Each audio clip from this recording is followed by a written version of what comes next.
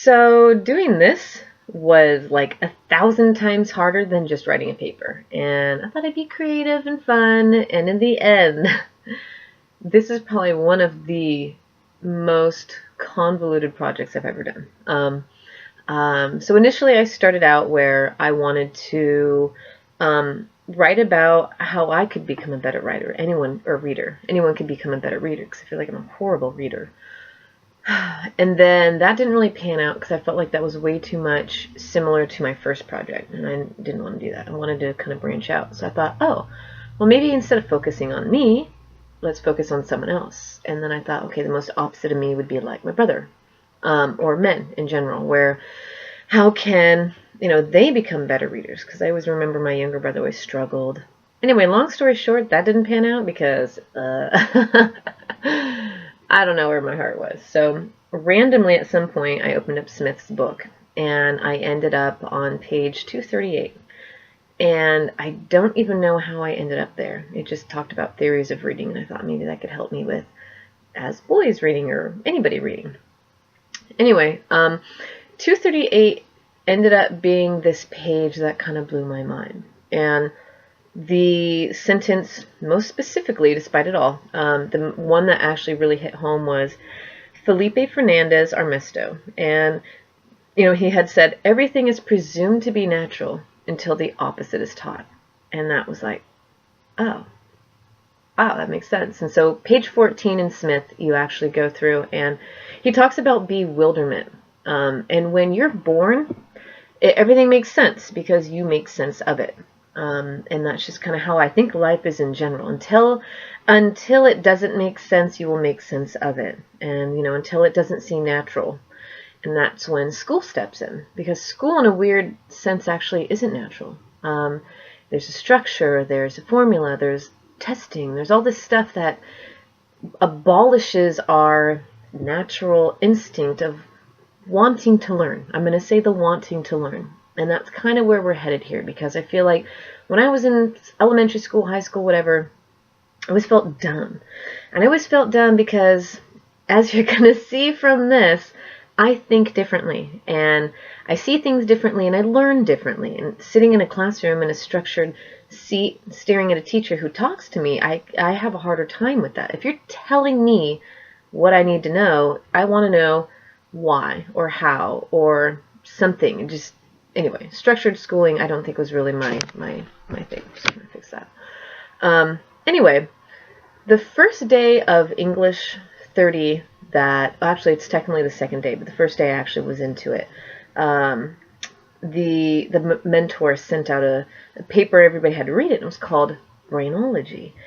And reading this, again, blew my mind. And there was something about that made me go, all right, this is exactly the issue with learning. And so it kind of goes with, you have two different mindsets. You have your growth mindset and your fixed mindset. Well, with a growth mindset, you are much more interested in learning than just looking at school, or looking at being smart in school. All right. Well, I think majority of students, or me, we have a fixed mindset. And the fixed mindset is that we care so much about how smart we will appear that we often reject learning opportunities because we're afraid of the failure. And we're afraid of the failure because, we raise our hand in class and all of a sudden we got the wrong answer, we're embarrassed. And the thing is, we forget that failure is still growth and that it's still learning. And so for me, the whole point of this is that, so I'm basing everything on theories of learning. So this relates to theories of the world. So our own, like Smith says, our own personal theories is a theory that is the basis of our perceptions and understanding of the world. That includes the root of learning. That includes the source of hopes and fears of failure, motivation, motives and expectations, reasoning and creativity. So say you have a theory of a way you're supposed to learn, like there was the young girl that I believe you, Dr. Kittle, had mentioned where there was a young girl who she wrote this beautiful story in her own language, so to speak. And in this beautiful language, or whatever, she told this beautiful story, and she's happy, she's wonderful, she's doing all these great things, and then she goes into the classroom, and then all of a sudden she's like, there's structure? I don't understand this. And it kind of broke her down a little bit. And I'm wondering if her theory, her thought of how she should learn was kind of like blown, you know? And she's like, well, this is not how I learned by doing. And rather than listening and, you know, this is how you should do it, she had done it her own way. So this kind of brings me to the idea of the fixed mindset and the growth mindset, and the idea, you know, does learning have to be a struggle? Is there learning without the struggle? Can you learn but without feeling like you're brought to tears? Is that a thing?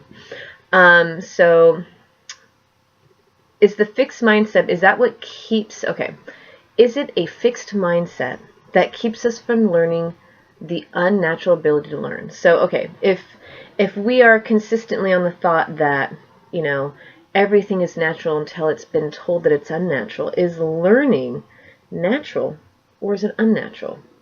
So that's kind of where I'm stuck. In reading this, this is where I come from. And I come from a fixed mindset where I want to be encouraged and, you know, I have to try. That seems so hard. So anyway, this is going to come off as a bit weird because originally a lot of the stuff I'm going to talk about, I had someone I was going to have to discuss it with. But my discussion now has kind of brought me to, I'm kind of stuck in a situation where, don't judge me. This is a part of like the whole learning thing. So I'm going to be having a discussion with Socks.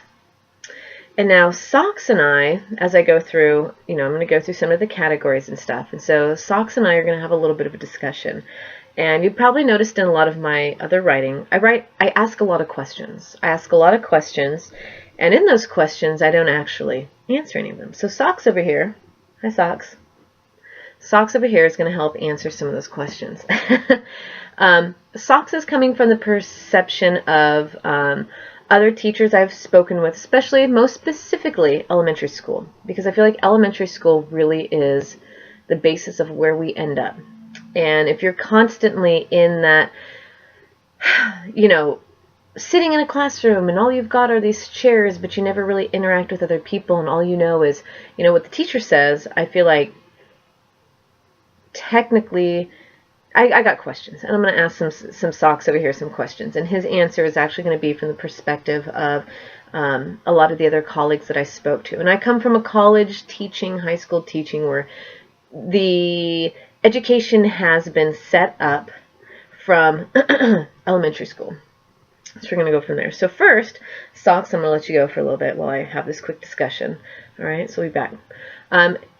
The biggest thing I kind of went through was the different categories that everyone kind of has. So anyway, categories we set up instinctually, and this is to help make sense of the world. Some of them are set as, you know, the same, but the same ones are also set as different. And it kind of comes back to the idea of, you know, librarians. And so librarians can't just say, these are all books. Yes, they are all books, but in the sense, you have to break them down to be, they're not just books, they're books about such and such, and you put it in these categories. And the reason why you do that, so that later you can go, well, I need a history book. Well, there's a crap ton of books everywhere. Where do I go? You want to go to the, you know, certain category. All right, and so then my idea is, with a fixed mindset, do we have a problem adjusting to certain categories or ways that we think? With a growth mindset, are we willing to accept new categories and adjust the old? And you see this entire huge library, and you know they're books. Now, as a fixed mindset, are you going, well, I know they're books, they're just books, and I don't want to learn beyond that. I don't want more categories. I don't want more, you know, names and authors. Like, it's too much for me. Is that an issue? Or as a growth mindset, you think in your mind, you're like, you know what, this is really difficult, but I need more. I need categories. I need, what are we doing here? And so that's kind of a concept with reading, but we'll get there in a little bit. So rules for categories, you cannot look at a thing and see it as two categories at one point. So the reason why I bring this up is the figure on page 18 of Smith's book, Figure 2.1. You're looking at that, you can't see the two faces and the candelabra, whatever that is. You can't see the two at the same time. And like reading, you cannot look at a word and see the letters, but also the word at the same time. You just can't do that. That's not how our brain works. So, I'm wondering if maybe the bewilderment as a reader comes from that first thing where we teach you the letters. And initially all you see are letters, and you have a hard time seeing the word. And I think a lot of the reason for that is you're seeing letters and you're trying to remember what the sounds were. You've got 4 sounds for one letter, and then you're trying to make a word out of it. That's really confusing. It's going to bring us to another point. So, relation to reading with a fixed mindset and a growth mindset. This is kind of where I may be kind of like putting two things together like a circle and a square peg. This might be something where they actually don't coincide, but I feel like in a way they do. With a fixed mindset, I wonder if you have a hard time with setbacks in general. So as a fixed mindset, you feel that if you're failing, you're done. And that's painful. And you have a hard time keep going because you're like, well, I failed. What do I want to try it again? So the frustration of the fact that they should, okay, say you're looking at a word and you feel, based on the spelling, these words should sound the same, but they don't. And this category in your brain, you're like, this should say this because that's what this said before. So this word, like bright or something, I'm trying to think of whatever. I didn't put an example down. This word looks like this, so it should sound like this. Well, it doesn't. And that's really frustrating, and it sets you back, and you have and I wonder if that's one of the things where you have a hard time reading, because in a weird way, there's almost no consistency. Your categories are being thrown about. But then with a growth mindset, you say, I understand it is different because there are different rules to these categories. I adjust, and while frustrated maybe, still understanding that there's more than one way to read a word. Not just to read a word, but to read words in general. Different ways of spelling. The difference between night, N-I-G-H-T, or night, N-I-T. It's like, what's the difference? Same thing, light, L-I-G-H-T, L-I-T-E. So, or might, M-I-G-H-T, but M-I-T. I feel like, and sometimes the thing that's most difficult is these words are also the same meaning, but with a different spelling. And so as a fixed mindset, you probably have a harder time adjusting than someone who has a growth mindset who says, you know what, I can be okay with that. Real quick, we'll go into interrelations with categories where, as in Smith was talking about, you can do a pile of chemistry books and poetry books, but at the same time you're going, I need more of a category. You've got to break that down, because I can't just look at a bunch of chemistry books and know what I'm looking for. You need an author and more to it. Okay, so I go into this because for some reason these 3 things blew my mind. These are the 3 things that I have been thinking about for weeks and applying and talking to other teachers or SOCs or, any of these things. So anyway, why do these things matter, and why did it blow my mind while reading it a second time? To be honest, the first time I read it, all of this stuff, I read it coming from a reading book, and I know that doesn't make any sense. I read it as in, this isn't just thinking, this is reading, which reading is thinking. But anyway, the idea is I wanted to be able to read better, but it's not a matter of reading better. It's about thinking better. And I had a fixed mindset, and understanding more of what a growth mindset is, that I think that kind of helped me a little bit. Anyway,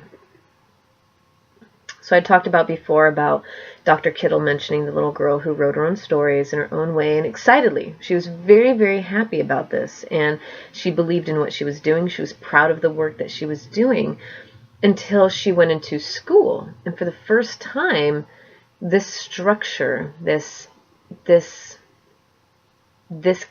categories, I guess you would have to put it, really shook her world.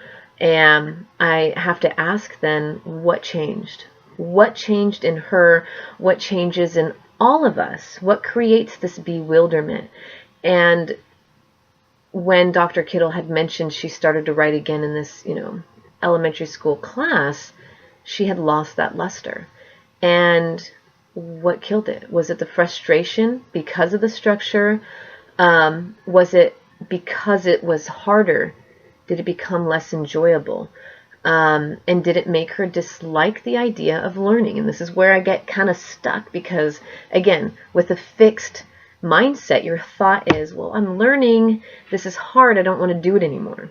And it's tough because as a growth learner, a lot of times you go, okay, this is hard, but I'm learning. And we are in I think our current generation where it's like, if it's not easy and I have to work for it, I kind of don't want to do it. Or maybe that's everybody. Maybe it's me, I don't really know.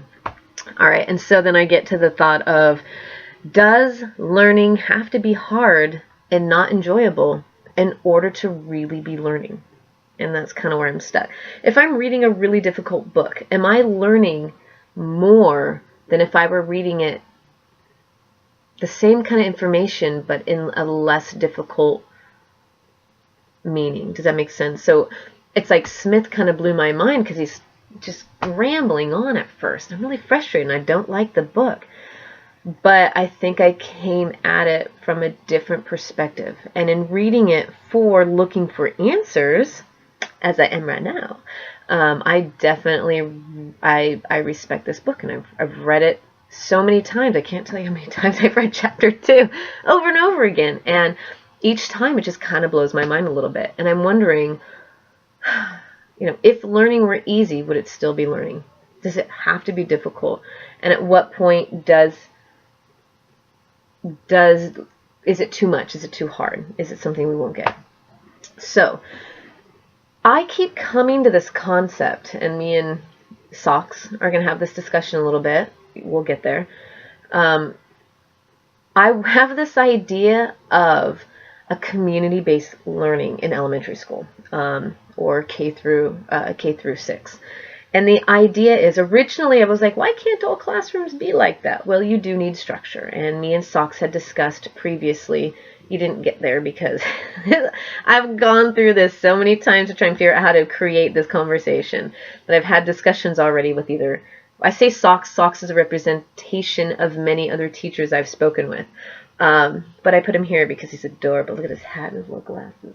Anyway, so my idea is, originally it would be an entire classroom that's community-based. Like, why do we have to do education based on age? And that bugs me a lot because you've got a first grader who reads at a 6th grade level, but you don't do it because of the maturity level. There's just a lot of different things that, kind of kill me. So you have your classroom, you have your age-based classroom, but you have maybe 1 to 2 times a week. It would be beautiful. This is an imaginary world that I imagine exists based on what I've read, where ages are abolished. Like, this is not a thing. So you've got your K through 6, and you've got this room, and everyone has a table, and it doesn't matter the age of the table. Maybe it matters about the book that they're reading, or something along those lines. And this room is purely based on learning.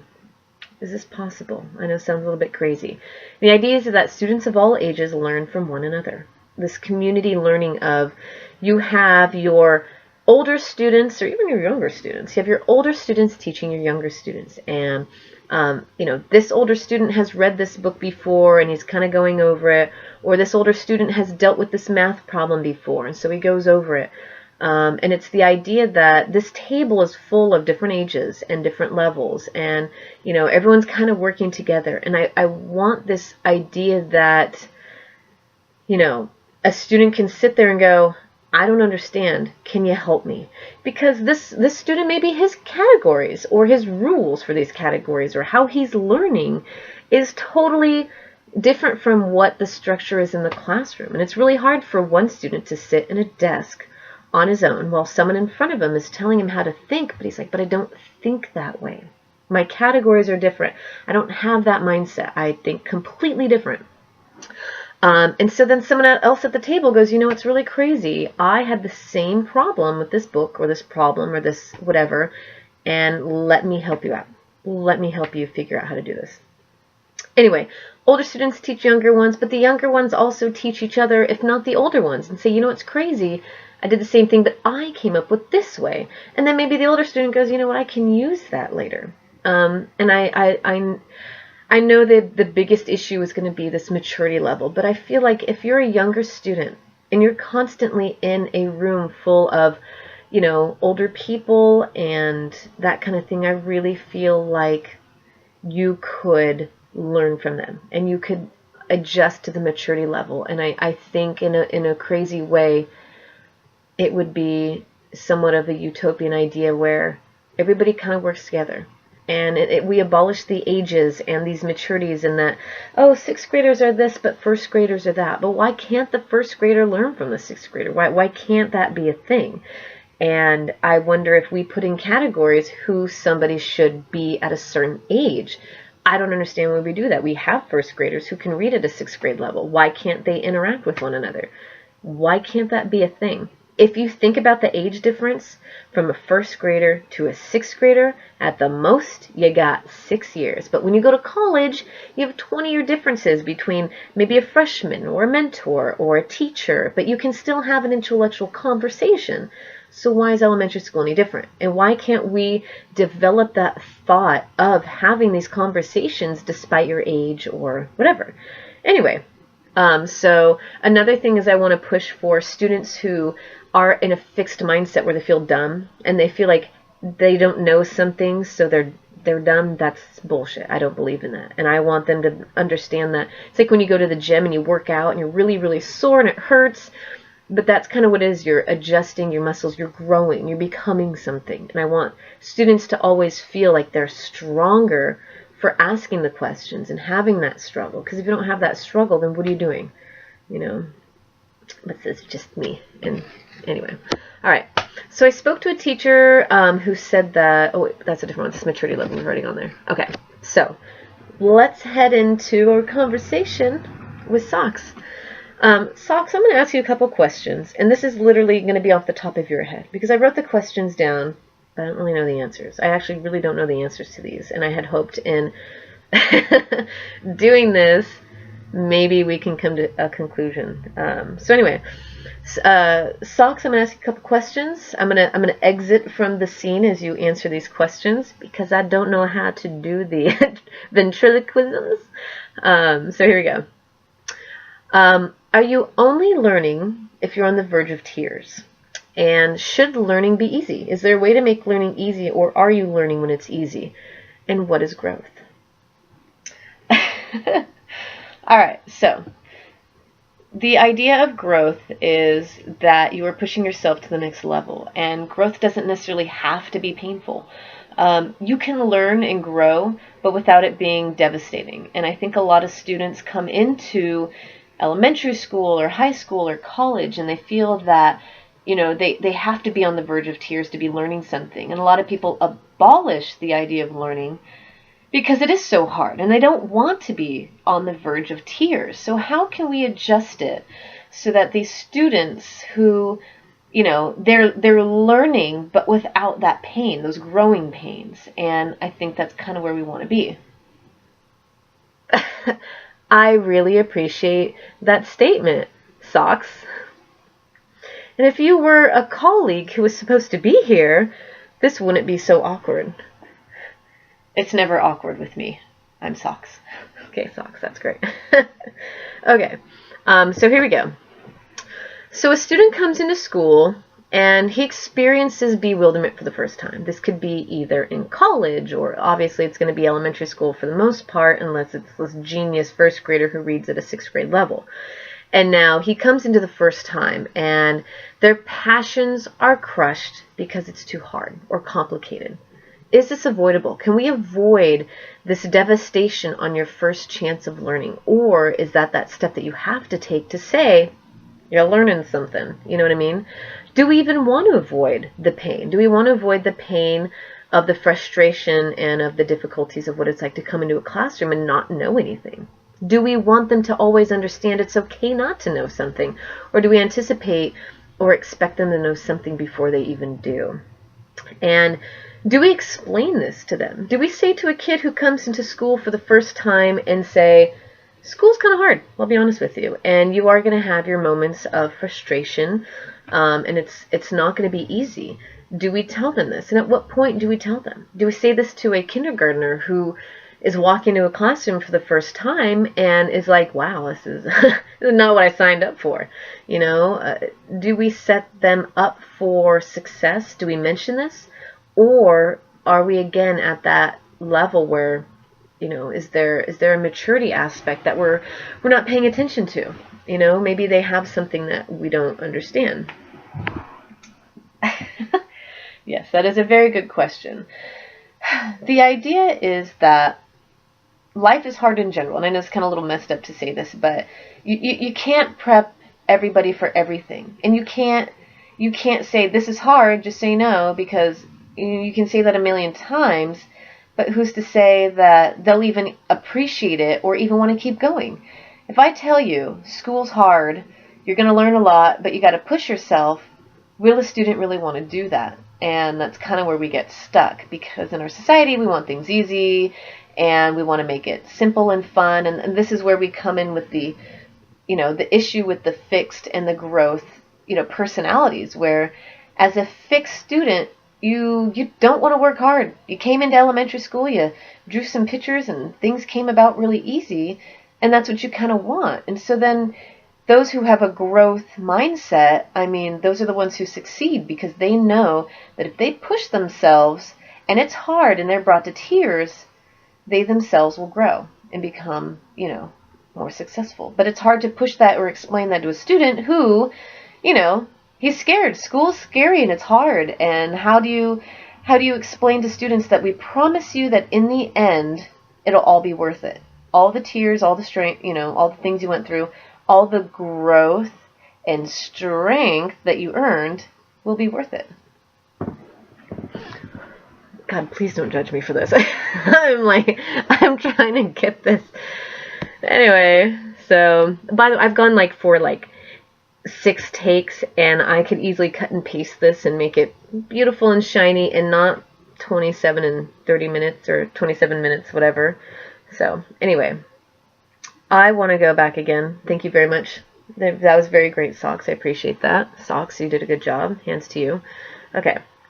So now I come back to the idea of community-based learning, you know, and I see this as being something that I believe in. I really feel like we could have this thing where, you know, the young ones are excited to talk about what they learned about, where they can be in a place where they're like, I read this book, I learned this math thing, this thing about history, I want to talk to somebody. Instead of just putting it on a piece of paper and handing it to the teacher or checking yes or no in a box, they should be able to have these conversations. This is why I didn't want to write a paper. I want to have a discussion.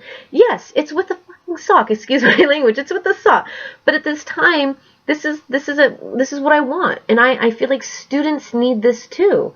Anyway, and I want them to not feel dumb about not understanding. I want them to ask questions. You know, when they're sitting at a table, they should be able to say, you know what? I don't get this. I don't get this problem. And they're going to be frustrated. They're going to be angry. They're not going to want to talk about it. They're embarrassed. For some reason, we have this thing in our head where questions are just, don't ask questions. You should just know it because I told you. And human beings are categories, are interpretations of those categories. They don't work that way. And I want these kids to have a moment, a day of the week. It would be great if it was, you know, once a day at the end of the day where you sat at a table and you all discussed what you learned and why it was hard and why it was easy or better ways to do it. It seems like obvious that should be a thing. And instead, you know, we don't have that. We don't have that. And I have to ask Socks, you know, why? And that's going to be my question to you, Socks. Can you tell me? Can you tell me, Socks, why don't we do this? Why are we pushing so hard for these tests, which are biased in a sense? I could get to that in another level, but I'm sure we all understand why they're biased and all that stuff. But Socks, tell me, why don't we have this community learning? Why don't we have this beautiful utopian end of the day discussion about what we learned and applying it to daily life? Can you tell me? I'm gonna be honest with you. We just don't have time. That's the honest. Excuse me. That is the honest truth about this whole thing. We spend so much time on the testing and the analyzing and the trying to be, these stinking testings. It's just, I'm going to be honest with you, it goes all the way down to that, and the thing is that many elementary school teachers even say, we just don't have time. And so I ask you then, Socks, as we sit here, you're telling me that teachers actually don't have time to really truly teach. Is that what you're saying?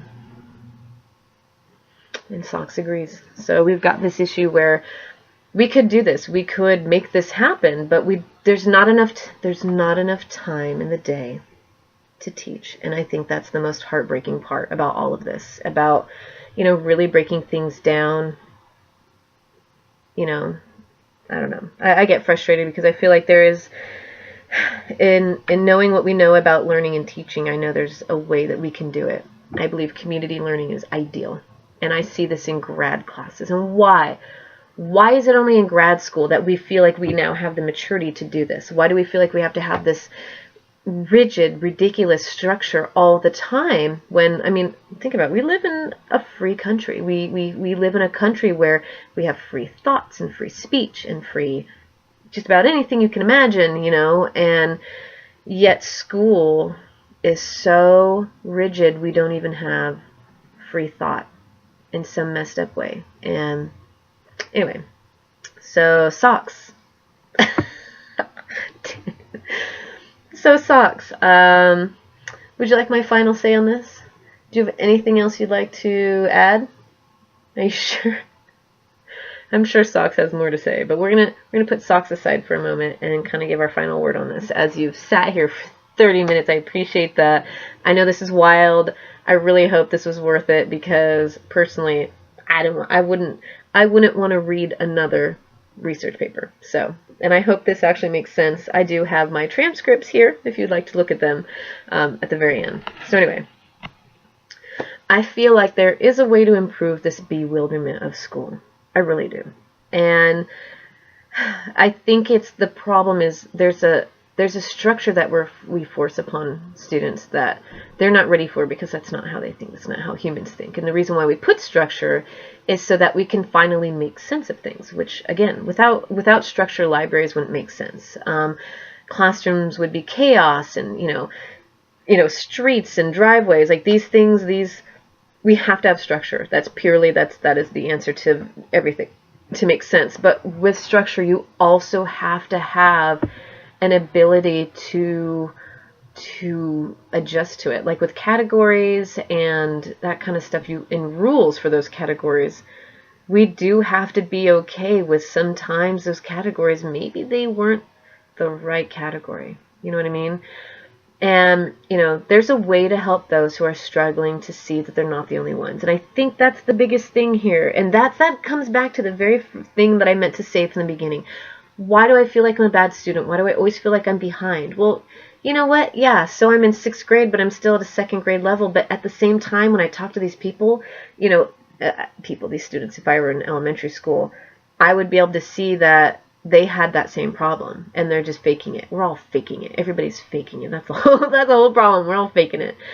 And, when you sit at a desk and you are told what to think, but not how to go about thinking, and, or that there's other ways of thinking and getting answers, which I think is a huge problem. We go, oh, we got to do it this way, you got to do it this way, but why is it always just that way? Why can't we explain that there's other ways of getting answers? Because sometimes maybe those other ways might actually be better, and this is across the board in anything you can imagine, a way of doing a job, a way of eating, whatever the hell, there's always something different. There's nothing that is exact. There's no true right answer, which is frustrating. You want the right answer, or maybe this is the right answer, that there is none.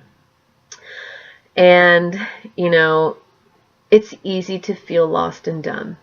And I think that's the problem. And I don't know if maybe that's the purpose of our current education, to weed out certain people. I really don't know.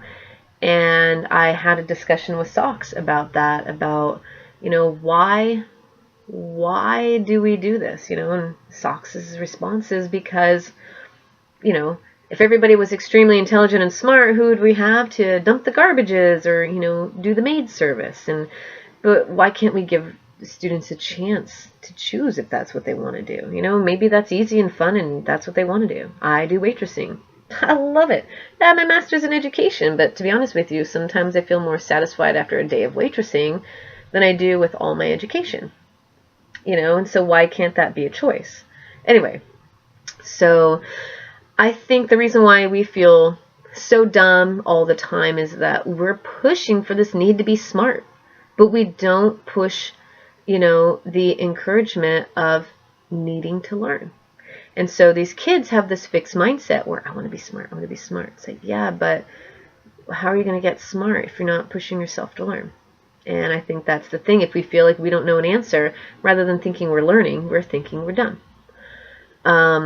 You know, we push these tests to know answers. And this is kind of where, you know, I shouldn't go into this as kind of like a sidestep, but I feel like we push a lot of these tests and these things to these students of knowing answers, but not really knowing how they got there or why, or even why they're taking these tests. Other than as a teacher, I'm like, so I don't lose my job, could you just get these answers right so as a teacher I'm not losing my job? And I think that's kind of, I'm going to be straight up honest, that's bullshit. You know, and why are we making learning so frustrating? Does it have to be frustrating? Can't we make it so that, you know, I feel like right now it's a kid in a classroom, it's me against you. That's literally what the student is like. I'm in this classroom, I want an A, and, you know, I don't care what you're doing, I just want my A, and I got to do what I got to do to do it. And it's in a weird way, it kind of does set you up society, because it's like in a society you kind of got to do what you got to do to survive. You know, we don't always work as a community. I think if we did, a lot of things would be a lot better. And if you knew as a community you were working together, I think as a whole there would be a lot of things that went away. And I say this in my, you know, utopian world of, you know, the idea that theft, which by the way, my bike seat just got stolen and that really upsets me.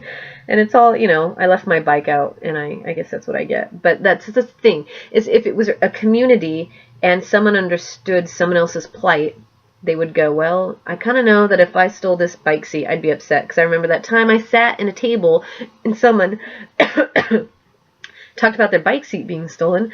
I was upset for them. I get it. I understand. I'm less likely to do something to harm someone if I've seen their point of view. And I'm telling you, I really feel like this would be a genius thing. But that's just me. Anyway, there should be an openness in a classroom where it's like, let's find this answer together. Why does it always have to be the teacher telling you what the answer is? Or you like, we'll just figure it out. No, why can't we just like, let's all figure it out. And maybe you don't know it now, but let me show you how you can figure this out. Anyway, and I hate to say I feel like there's too much structure, but in some crazy messed up way there is. It's like, think about it. It's like veal. And you know, you put a little calf in his little tiny little thing. He can't move, can't go anywhere. He's just stuck. This is where he is. This is his life. This is where he will be. This is where he will die. You know, and I don't eat veal for a reason. But I mean, like, why can't we just open that goddamn gate and let the kids run and figure it out? You know, like, can't we, and into their structure, you gotta have fences. You don't want the calves running into the street and getting hit by cars. So you got those fences. But you're also having these calves run around with the older cows. And what are these older cows doing? Showing them how to, you know, live and what to do. And there's not a lot of structure, but it's kind of like you just learn. And maybe the animals have a point. I'm just saying. Anyway, let's not punish the kids with our own agendas. You know, with, well, we would need to make money. We need to prove to, you know, the other countries we're doing much better and we're not a bunch of idiots. But it's like, you know, let's break down the walls. You know, let's break down our categories and our rules for these categories and our interactions with them, because I'm thinking they all kind of come together and we have this theory. Everyone has their own personal theory about what life is and what it should be. And I think that in the end, maybe we need to rethink our categories and our theories and wonder, maybe our theories aren't as good as we anticipated. And maybe it's time to know that that's just a theory. It's not a fact. It's not a necessity. And we should maybe work on it.